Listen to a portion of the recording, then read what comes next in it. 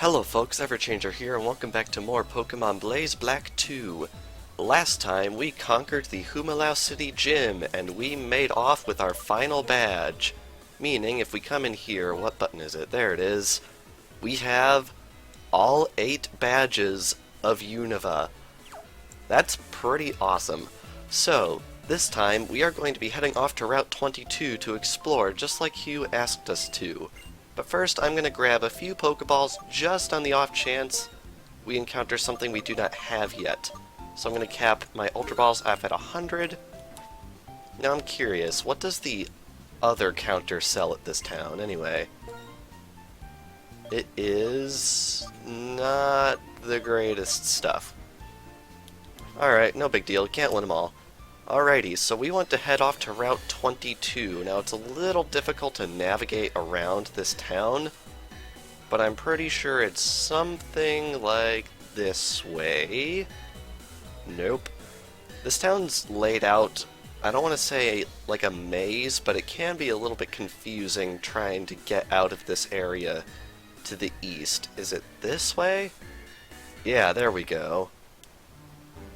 Route 22. And as you can see, right here, we have the resident Hoenn gym leader, not actually in Humalau City itself. I guess the city didn't offer anything too terribly interesting for them. But we're not going to be doing that yet. We are going to be doing that next episode. To be remembered by someone. That may be what it means to be alive. Interesting little bit of text right here. Now this route is a little bit interesting. It's very jaggedy-raggedy and it can be a little difficult to navigate around. So what we want to do is we want to try and comb every inch of this place on the off chance that we can find Team Plasma. Probably going to want to bring up our dowsing machine for that, and it's already picking something up, which is awesome. And right here, we have the first trainer of the area. I might be lost right now, but I'll battle you anyway. Yeah, Route 22 is probably one of the easiest routes to get lost in because it has so many branching pathways, but I think it can be pretty fun to navigate around if you're in the right mood for it. Anyway, here we have Ivysaur, and I still have Magnezone out in the front, which probably isn't the best idea, so I think we're going to be switching over to Victini for this one. I'll be honest, I'm not sure if we've actually seen an Ivysaur yet during the project. We might have. It can be very difficult to acquire one, so hopefully we'll get lucky and find one before too long. Blast it with a Psychic right here to take advantage of its Poison-type weakness, because I believe Bulbasaur is the only starter Pokemon to start out with a secondary typing. Pretty interesting. Alrighty, next up we have Wartortle. That's a good fit for Magnezone. Let's bring Magnezone right back out there.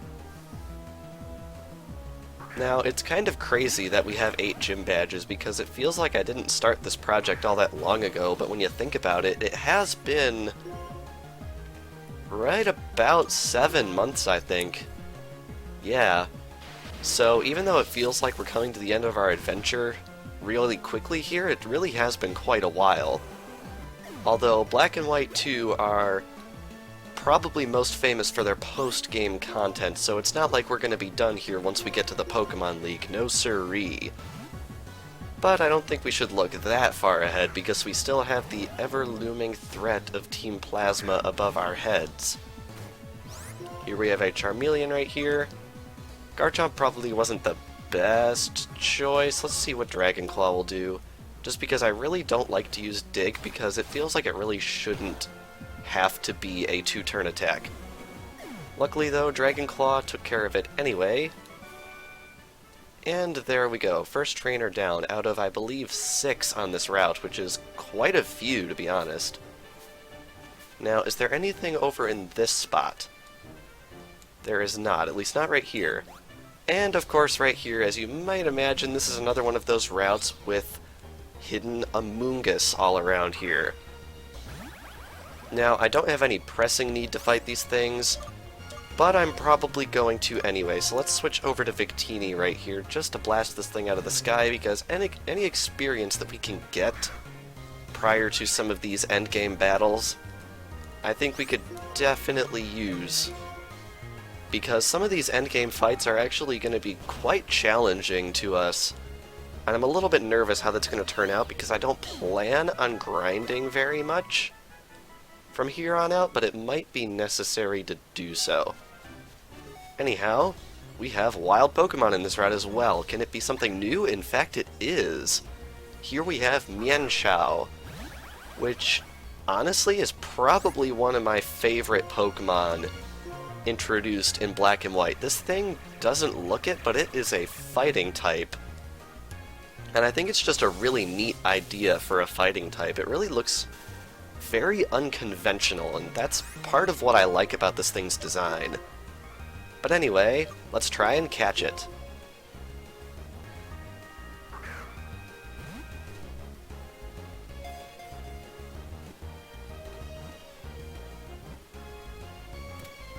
There we go, finally. Mienshao was caught. Using the long fur on its arms like whips, it launches into combo attacks that, once started, no one can stop. I'll be honest, I'm probably one of the very few people who would say this, but I feel like Mienshao would be a very good fit for a Smash Brothers fighter. Don't deny it, that would be awesome. And right over here we have an actual item. We have a PP up. Very nice. And right over here, the one radiating such a tremendous presence before you is none other than Terrakion. Look who it is. It's the Internet Explorer man himself. It's been a long time. Terrakion is one of the 3 Pokemon who protected Pokemon from the flames of a human conflict. It seems likely that Terrakion has picked up the scent of danger that emanates from Team Plasma. It's probably seeking a Pokemon trainer who has the strength to stand up to them. It's very interesting indeed that Terrakion appeared before you. That aside, do you plan to confront Team Plasma? I would say so. I see. If that's the case, you must have the power to protect your own Pokemon. Being protected by Pokemon alone doesn't make you a trainer. It's because trainers are strong, because they care about their Pokemon, that these Pokemon can also be strong. Here, this is from me. And we get the Colress machine. This is a prototype of my device that energizes Pokemon. It doesn't work on battling Pokemon, but you may find it useful for something. Well then, I wish you and your Pokemon a safe journey. Now that I think about it, in the seaside cave on Route 21, I saw something that reminded me of one we met on Route 4.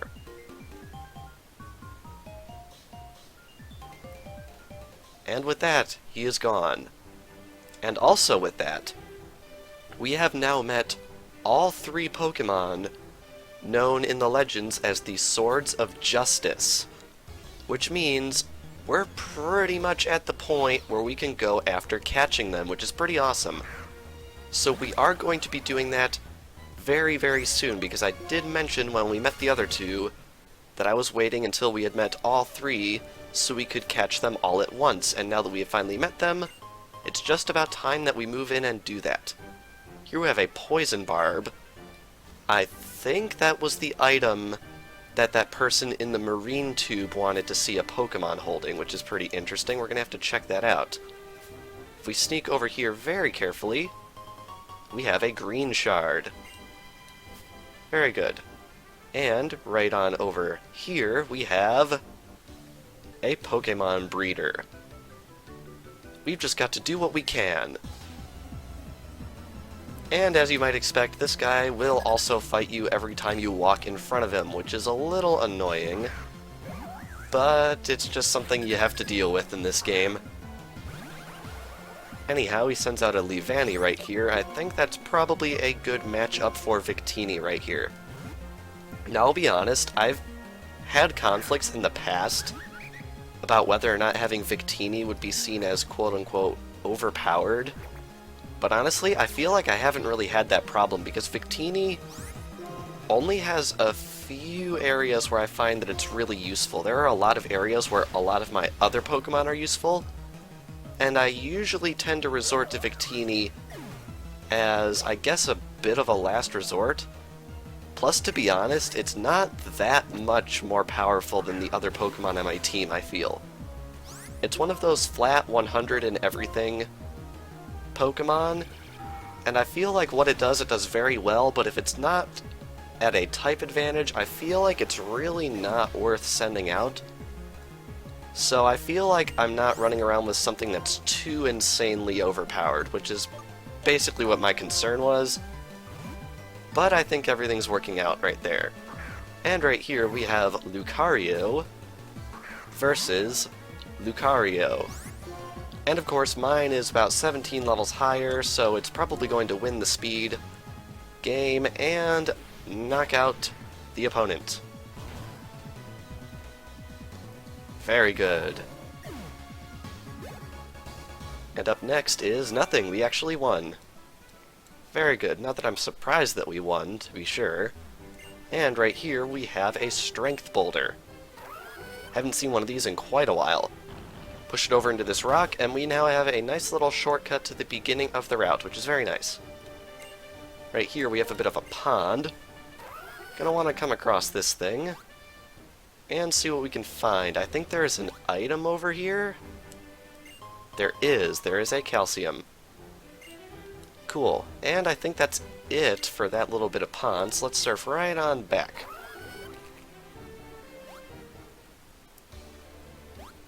Okay, I think what we want to do next is we want to come back over to this spot and come around here. And I think what we want to do next is we actually want to head up this way and find something new. Yes, this is new. This is Weepinbell. This is the evolved form of Bellsprout. Really wasn't expecting to run into this thing, but I'll definitely take it. So we're going to throw a paralysis on this thing real quick. We're actually coming up quite close on the 2/3 completion mark on our Pokédex, which is pretty awesome. I'd like to hit that mark sooner rather than later, and catching this thing is a step towards that goal.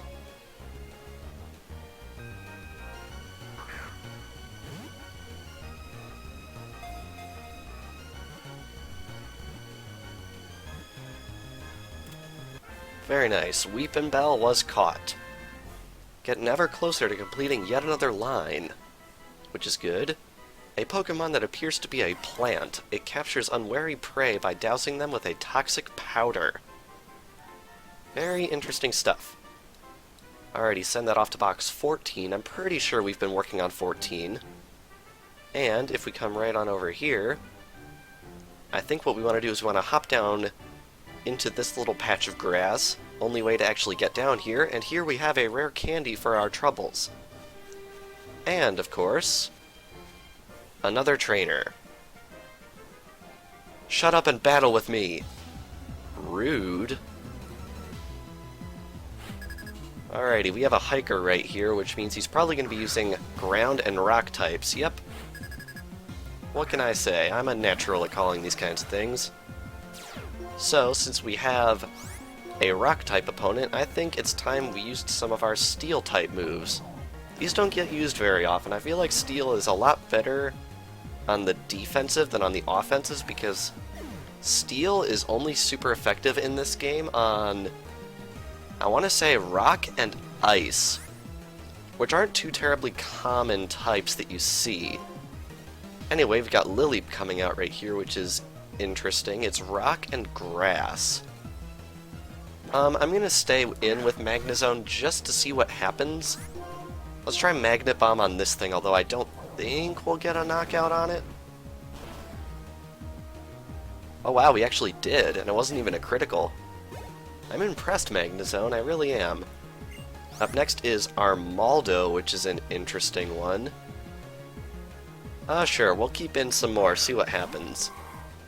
Armaldo is the evolved form of Anorith, and unfortunately, as far as I can tell, we are going to have to evolve all of the fossil Pokemon that we caught down in the Relic Castle manually to get Pokédex entries for their evolutions.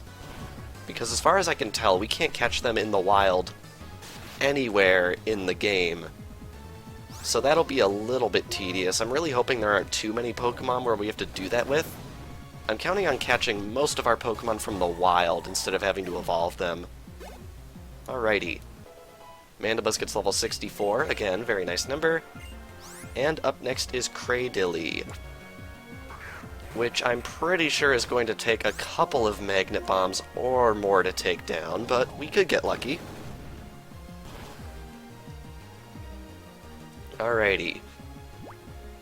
One little use of amnesia probably isn't going to hurt our chances of taking this thing down. Another magnet bomb should finish it off in short order. Awesome. And that defeats Hiker Justin. Very good. And of course, wild Pokemon pretty much immediately out of the gate, and here we have Delibird and Piloswine, which is interesting because both of them are Pokemon we do not yet have. I think what I want to do is I want to knock out that Piloswine because if we catch Delibird, Delibird is a Pokemon pretty much all on its own. So if we do manage to catch it, that's a completed line. So I feel like that would be, I don't want to say the better option, but that's the option I'm going to go with. So we're going to paralyze that Delibird right there. And Delibird, since it's the one we're going to be capturing, I might as well point out that it is literally one of the worst Pokemon ever. The problem with Delibird is its one main move, it has a signature move called Present.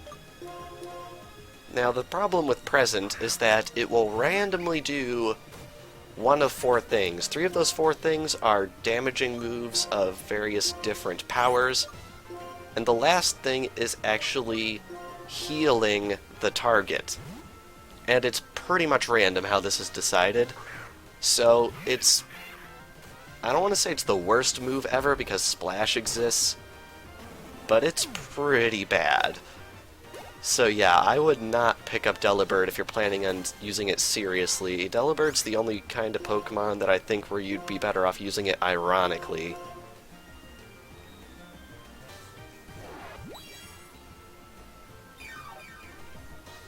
And there it is. Mandibuzz is now fully healed thanks to our opponent.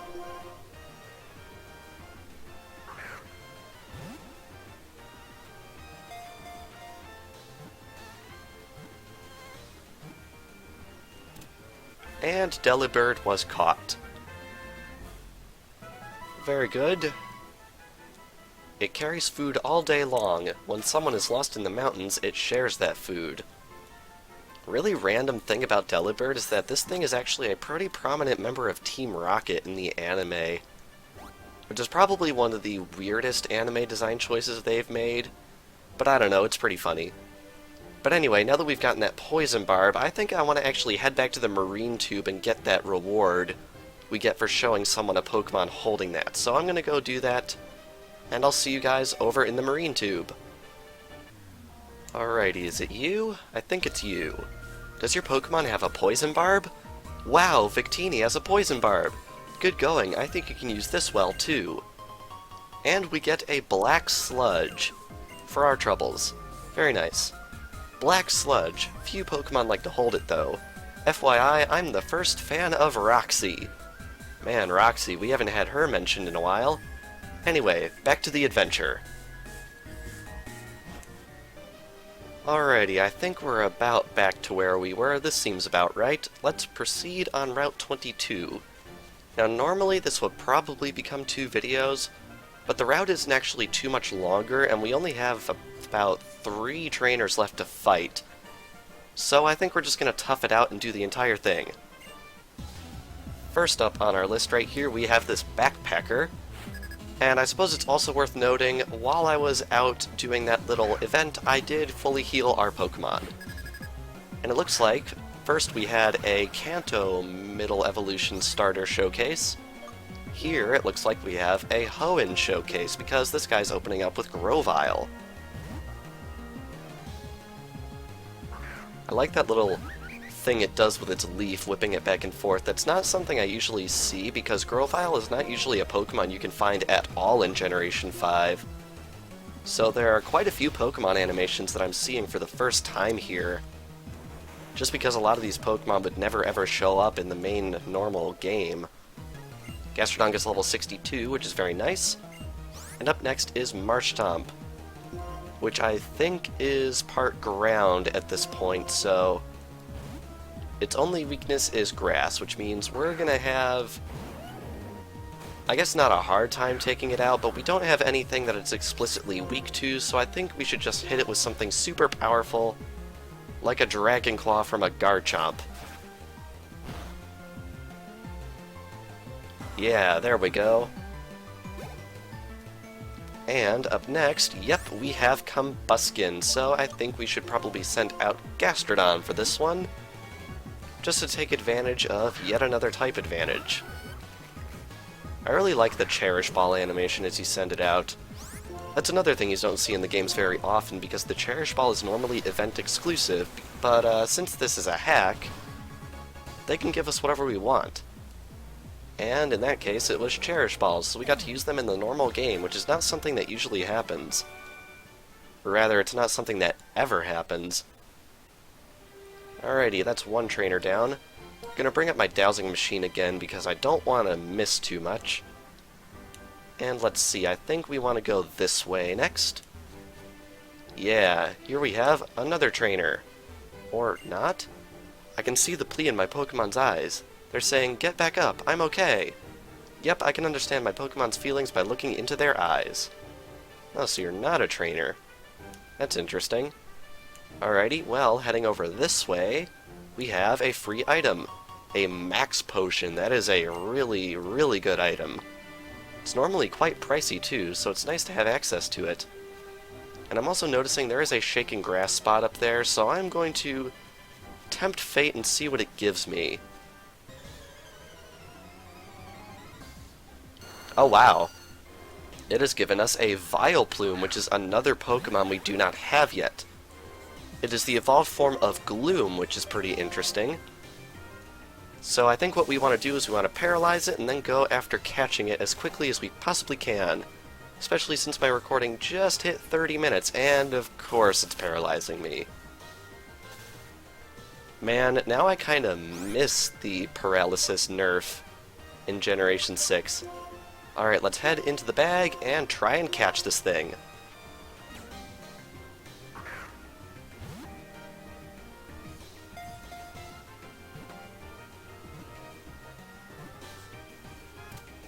Nice, Vileplume was caught.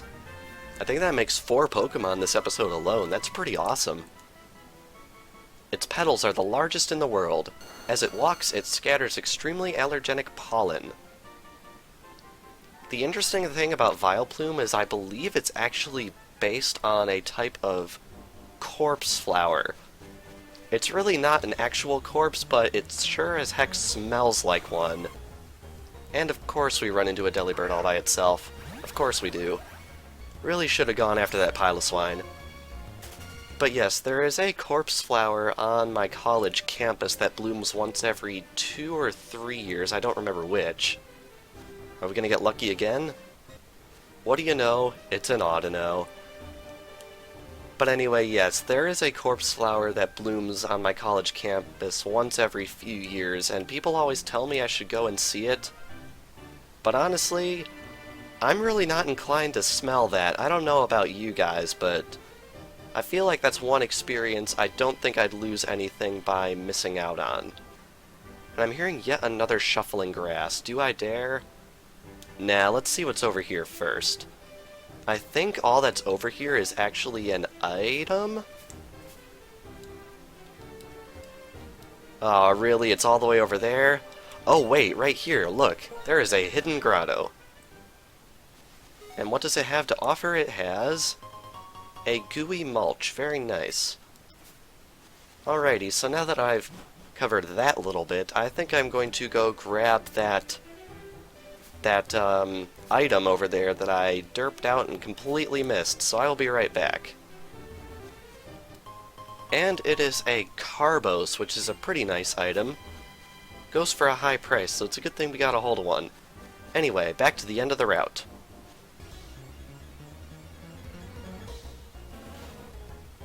Oh wow, we don't have Gloom either. That's surprising. I could have sworn we had one of these, alright. So, let's try and catch this one now, man. We're certainly catching a lot of Pokemon this episode. This is pretty crazy. I want to say we have Oddish already, so I guess by this catch, our Vileplume line will be complete, even though Gloom actually has 2 evolutions. So we won't have the whole family quite yet.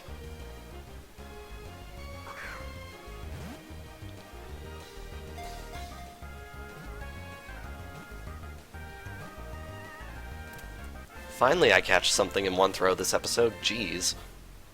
Alrighty, Gloom's data added to the Pokedex. The honey it drools from its mouth smells so atrocious it can curl noses more than a mile away.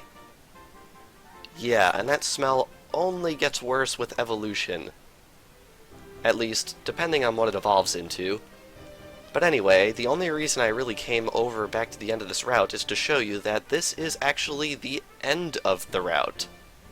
There is nothing more to Route 22, that is completely it. We could proceed further from this point, but I don't think we're going to want to do that, just because that is an area that has some pretty significant story presence later on, so I'd like the area to be introduced then. Alright, let's see it. Audino again, I don't know why I even bother. But anyway, that is actually all I wanted to explore on Route 22, as I said, so we are actually going to be heading back to Humalau City. And here we are back in Humalau City. I just looked it up, and it looks like those 2 ace trainers that just told us those very philosophical things do in fact have teams listed on Bulbapedia, so I don't know why they weren't fighting us. Maybe there's some prerequisite about that, or something. But anyway, I think what I want to do now is I want to head back to the Pokemon Center and heal up our Pokemon, because that is all I wanted to do in this admittedly pretty long episode. So, this past episode of Pokemon Blaze Black 2, we explored Route 22, in the process discovering the location of the final Hoenn gym leader, or rather, gym leaders, and also discovering the location of the third Sword of Justice, Terrakion. And next time on Pokemon Blaze Black 2, we are going to be following up on one of those discoveries. So without further ado, thank you all for watching, and I will see you guys next time.